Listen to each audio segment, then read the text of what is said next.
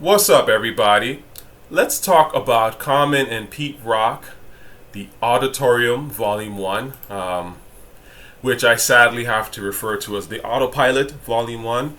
I felt like overall was autopilot raps, autopilot beats, even scratches. That was some of the shocking parts, but I'm going to get to it. And before anyone says, yo, Toch, you don't like anything, well, I mean, you guys know that that's not true. I love a lot of things. I post them on my channel all the time. I do talk about it. I'm just somebody that has a critical eye to things. And hip-hop was better when we had a critical eye. Now that everything goes in hip-hop is dumpster juice. So, when I make my criticisms, I'm not making them out of the blue. It's not to hate. It's to hopefully inspire improvement. Because I would love for hip-hop to be great again. Honestly, I grew up on great hip-hop, And I grew up on things changing my mind, Anyway, so Common and Pete Rock have now released their project. I was really looking forward to this initially because I'm a fan of Common and I'm a fan of Pete Rock. They had a track called The Bitch in You, which was phenomenal. And then there was a track that Common was on in the Soul Survivor CD, and I can't remember the name of the song off rip, but Common was on it, Big Pun was on it. It was a good beat too. It was cool. I like that song. It was dope, but obviously The Bitch in You is like, my favorite Common and Pete Rock collaboration. And Pete Rock is top 5, top 10. I mean, he's just a phenomenal producer. I've always said, and I think I did a video on Pete Rock already, but Pete Rock to me is like, I'm in the kitchen. It's like Sunday home cooking on a nice Sunday morning, just pure classic funk, but very mellow, very beautiful, but at the same time hard and exciting. I mean, he was able to really mix the two in a way that I think no other producer really was able to. And that's what I love about Pete Rock. Common, I love Common's thought. Like the way that he was in his great days, he had a certain furiousness of thought, but it was done in a very mellow and mature, and still kind of aggressive way, like a zest for life, but almost like like an elder statesman, but not quite elder statesman. Not because I think he's gone too far in on that.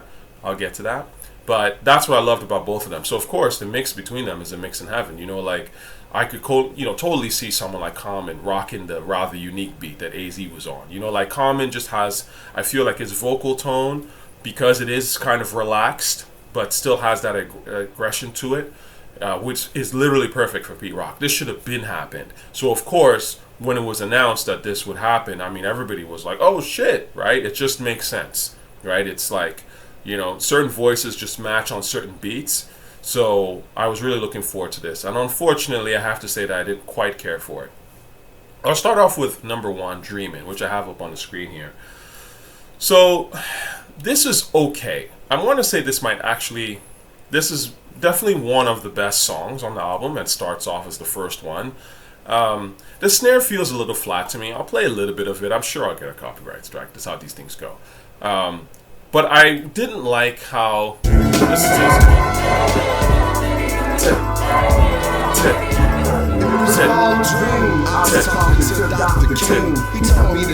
now what I'm doing there is with the snare, right? What I found was I just felt like the beats, and this is a criticism overall of the entire project, but I just felt that the snares felt a little flat. They didn't have that crunchy feel. And there was a poster that we talked about this actually in the comments. Shout out to that individual. I'm sorry, I forget your name. About how that sort of crunchy, that sort of more urgent, rougher sort of sound that I'm used to. I mean, to me, this boom bap. And so when snares are flat, it just kills the entire vibe. I don't know why people are like to me, some of these things are so basic, right? I mean, people want to talk about why boom bap fell off. I mean, this is one of the reasons it fell off, because modern, I would say, producers who have been doing this for a hot minute, whether it be your Primos and your Pete Rocks, for whatever reason, like 10 to 15, 20 years ago, they just decided to switch to these like softer snares. I don't know why. Okay, I mean, that's just my guess overall. I could be wrong. Please let me know if I am. But this is a perfect example, right? Just like very, very minimal bass, and I'm talking about like that. Again, I talked about this, that low end, that feeling, and the snares are just like, just feels really flat and boring, and I don't feel the raw in it. So obviously, I'm not really into this record. This next song is Chi-Town Do It. You know, you can really tell it has this, like, this song has this sort of like Sunday lazy morning stuff to it. It's cool, you know. Common sounds somewhat inspired on this record, though he ain't really saying shit. And I found that his flow on the song reminds me of B, which I didn't care for. I liked the Dilla records on B, and I loved Go. But overall, B wasn't really for me. And I did feel like he was kind of doing a B on this. And I don't know if Pete Rock was even trying to do a B. But, and by B, I mean the album. So I didn't quite care for this song either, because it was just too mellow. Even though I will say that it was kind of one of the fewer moments on the album where I felt Common was like actually like inspired, let's just say. Now this song, This Man, this beat, again, it's cool, it's alright, it's just too mellow for me. You know what I'm saying? Like, again, given Pete Rock, like, this is not the kind of shit that I would be like, oh yo, like I can't wait to see how he's gonna attack it or something like that. It's just kind of like, you know. It's not terrible, it's just kind of forgettable. The chorus is like super forgettable, and the scratch chorus at the end is mad weak. Like mad weak. But I will say though, the fade ending at this, pure Pete Rock. Part of my favorite part of the whole CD. Here's what I mean by that. This part. Not the low, it's whatever. And it's going on and on and on. Yeah, scratch. Yeah, that's pure. That's pure Pete Rock. I fucking love that. I honestly, that was probably the highlight of the album to me. Now, the next one on here was We're On Our Way. And this is kind of when I started to really feel like, you know, I'm really not getting into this album. You know, first and foremost, and I think I'll pull up the lyrics here, see if I've got it. But We're On Our Way, to me, I was like, what the fuck is Common even talking about? Like, you know, let's look at this, right? So, the Lord spoke, I listened to the vision I was given. It's the second comment, I'm risen with the wisdom of the elders. So, the food, shelter, clothing, or food, clothing, shelter, prosperity, health, and joy, it's what I knelt for. I've been doped once I learned who I dealt for. It's like, this is boring, right? And the thing to me is that I feel like Common has fallen into this sort of generic black man is God, worship the Most High kind of thing that it's boring. You know, he's like, you know, in the clouds sort of looking down at, you know, bum ass niggas and, you know, being enlightened. I'm like the Buddha on wax or some shit like that. And it's like, look, man, you were in John Wick, okay? Like, tell us what that's about, right? Tell us about you. I want to know more about you, right? Like, I got into rap because, again, you were telling us about your environment and your surroundings and who you were. I mean, this is literally why Illmatic is the illest shit ever. Because, in a way, it's so simple, but it's like the most interesting shit at the end of the day. If I'm listening to an artist, I want to know more about who they are, or at least what their environment is like and what they think about certain shit. So I just think that rap in a weird way has just like moved away from that. I mean, now the mumble rap shit, they kind of get it, ironically enough. But some of these like lyrical dudes, like Common in particular, it's just all very sort of abstract. And not even abstract, but it's like it's gone to this like, you know, Most High and blah blah, and it's just like, yeah, but what happened to you just telling us about your life and shit? You know what I mean? Like, that's kind of interesting, right? Like, you know, you were used to tell us a lot about Southside and, you know, Resurrection songs. They are fantastic songs if you ever get a chance to listen to those. But, you know, now you've moved out of that neighborhood. Tell us more about your new neighborhood. Your new neighborhood is LA. Your new neighborhood is wherever it is, where you're making films and things like that. What's that about? What's your analysis on that kind of game? You know, but it's interesting. I've always said this. The more that rappers rise up in mainstream culture, the less they talk about in terms of really letting themselves, you know, sort of open, which I think is really interesting. Like, they're quite happy to talk about Ray Ray on the corner and borderline dry snitch on what people are doing, when they're broke, right? And they're trying to come up. And so they can talk about what's going on in the hood. But the moment when, and you're like, oh, I love how this person is analyzing shit and I love how they're being so observant.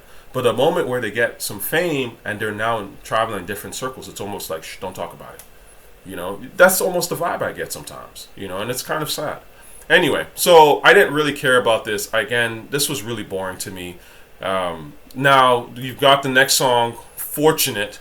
This was, again, P-Rock can do better than this. Now, I understand this is probably Portuguese. I love Bossa Nova. Okay, I'm not like a Bossa Nova expert. I've heard some Bossa Nova. I actually was really trying to check out Bossa Nova back like 20 years ago. When I was really digging into hip hop, I was also like really into Bossa Nova. In fact, let me see if I can pull up one. I just give you guys some of the real off rip. I think Joe Beam. What the hell is the name of that song? Oh, I used to love this fucking record, man. It's not Joe Beam. It's João Gilberto, I think. Is it João Gilberto?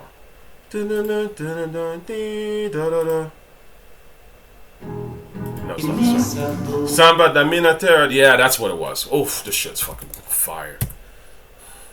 Shout out to Gustavo. You already know who you are, man. Samba da Mina Terra da Dajima.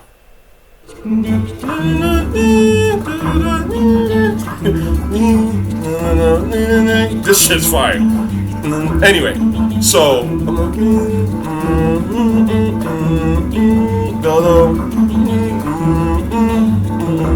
yeah, man, classic. I recommend you listen to this. This is like one of my favorite Bossa Nova records ever.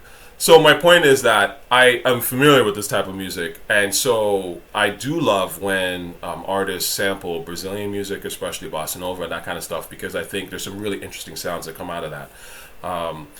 Charlie Brown, I don't know if you guys might remember this, but this was back in the day. I don't even know if it ever got cleared, but this is Brazilian. This is Caetano Veloso. I went to a Caetano Veloso show simply because I was so in love with this record. I remember when the snippet came out, and I was like, yo, this beat sounds nuts. This was like around the Fish Scale era. And Ghostface was rapping on it, and he murdered it. So I literally was like, and I dug, and I found out it was like a Caetano Veloso sample. So I went to see a show here in Toronto. Anyway, the point is that, and Doom was actually, if you look at Mad Villainy, one of the reasons why I think MF Doom was so dope and so mysterious was that he was, you know, Madlib and them was sampling all this obscure Brazilian jazz and shit, and it just gave MF Doom a certain vibe that you'd never really seen before, but was like, you know, it was still a rap, right? And so it's good to do different sounds. I've always said that if you're gonna make a beat, like, look, there's music from Africa, East Africa, West Africa, that nobody touches, and it just blows my fucking mind why no one samples that shit, right? There's so much you can do that can launch an artist and make someone new. Anyway, the point is, I'm in line to like a record like Fortunate, but it's just too lazy of a flip for me, you know. And I think that Pete Rock can do better. Like, for me, I feel like in general, this album was very much, both of them, kind of on autopilot. And on autopilot, they can make listenable shit. Like, this is all fairly listenable. I'm not saying it's not garbage on my ears, right? But it's just listenable, and you know, that's not what I want. And so to me, I'm like, this is whack, because I know that they can do way better than this, personally. That's just my opinion. Now, this had a lame chorus because the agua, that shit was terrible. And again, there's no real aggression in what Common is saying, you know? It's like Common, again, is very settled into this very comfortable spoken word type flow, and it's boring, man. I mean, come on, man. Like, I'm always surprised when people big up this shit, like the new stuff, and they're like, oh, we're so happy to see the legend still doing stuff. And I'm sitting there going like, do you guys even listen to Common on a regular basis? Right? Because if you do, like, you would notice the difference and you would kind of call it out a little bit more. Like, I listen to, for example, I listen to this all the fucking time. This is literally one of my favorite songs ever. It's been one of my favorite songs since 1999 when I first heard it. And you know, every couple of years, it's almost like I rediscover how much I love this fucking record. You know what I'm saying? And Common was spin. I didn't even like Common up until this point. When I heard this, I was like, oh, that's Common? Like, and then like Water for Chocolate. To me, that was like Common at his like peak to me. Now, again, I understand that you're not going to be at your peak all the time. I'm not expecting that. But again, I'm kind of expecting something that's somewhat close, right? At least, like maybe one of your records, you're at least able to hit that peak or close to that peak you were at. I don't expect it to be sustained throughout the entire album because you're getting older, you have things to do, all that stuff. But to have a, you know, whole album or whole slew of albums where you have not one raw track that I can ever, you know, replay is like crazy to me, and no one will ever call that out. But again, if you listen to this shit, yeah, spaces with time is just a glare, hold the mic like a memory. Look how he's talking, hold the mic like a memory. Like he's mad, but he's not mad. It's a zest for life. That's what people don't understand. Hip hop is about zest for life at its core, right? And a zest for life is a certain hunger, right? It can be anger, but it's not really anger. It's an aggressiveness, but it's a like, man, like I just want to like really live life and express myself. You know what I'm saying? In some cool way. And yeah, I don't really give a shit what you think because I'm saying what I really feel. That's the zest for life that I want to hear when people are rapping and done smooth and like, you know, charismatic and shit. And that's really what was so brilliant about Common or any great rapper. Right? And I just don't hear it in the new shit. Metaphors, these similes, presentation. Come on, demonstration, my favorite shit. Still, yo, that shit is literally like one of my favorite things in a hip hop video ever. That moment right there, and I think I probably even have a comment. Oh, where's the hell's my comment? I comment across all these videos, but this. I'm like Chief up in this demonstration. Still. That shit, like, that's hip hop. That's literally hip hop. If aliens came down and was like, what's hip hop? I'd be like, that's hip hop. Watch this. Just 5 seconds of this shit. It's so fucking beautiful, and it's just like with the DJ, the scratch, anyway. Or the beat juggling, rubbing, whatever the fuck they're doing. But that shit's so ill. And again, when I'm listening to Common talk all this vague shit about, you know, the ancestors and, you know, I prayed for this and all this stuff. And it's just like, bro, this is fucking boring. You know what I'm saying? Like, now, again, when in 1999, he actually does talk about my ancestors when I'm writing for freedom, you know, my ancestors when I see them and all that shit. That's dope, right? It's dope. I don't like when I see him. My ancestors, when I'm writing, I see him and talk with him. I understand I can walk with him, shit it on, and then shit it on anyways. But I love that line, by the way. That's like one of my favorite lines. And I might even have that on my IG if I might have kind of borrowed that from Common. So again, like, when I'm giving these, like, criticisms, like, best believe they're coming from someone who's a deep fan, who's inspired. It's not a hater, you know, it's like, you know, I actually listen to the shit. A lot of these guys who give the reviews and, you know, they have the little reaction face where everything is hot no matter what it is, as long as it's, you know, it's famous and you know who the artist is. Them niggas don't listen to this stuff. They don't know about these records, and if they do, they're like, they know that it's dope because you've told them. Someone like me has been like, that's dope, and they want to seem like they know, but they don't really listen to this shit, man. Like, Common to me, again, get specific. Get specific, man. Stop all this cloud shit that you're doing. Nah. Oh, I love this fucking line. In the Range Rover, say religion change over. Angel on my main shoulder, telling me remain sober. Come on, it's beautiful, man, and that's real, right? Angel on my main shoulder, telling me remain sober. That's a beautiful fucking line. You know, again, there's nothing like that on this album, right? And that's specific. I know Common has talked about struggles with alcoholism before. So to me, that is a line that's written from a real place. That's a real struggle that a lot of people have. I think I've brought this up in another interview or video I've done. And so when he said that, I'm like, oh, I mean, personally, I don't struggle with alcoholism, but many people do. We all have our own struggles.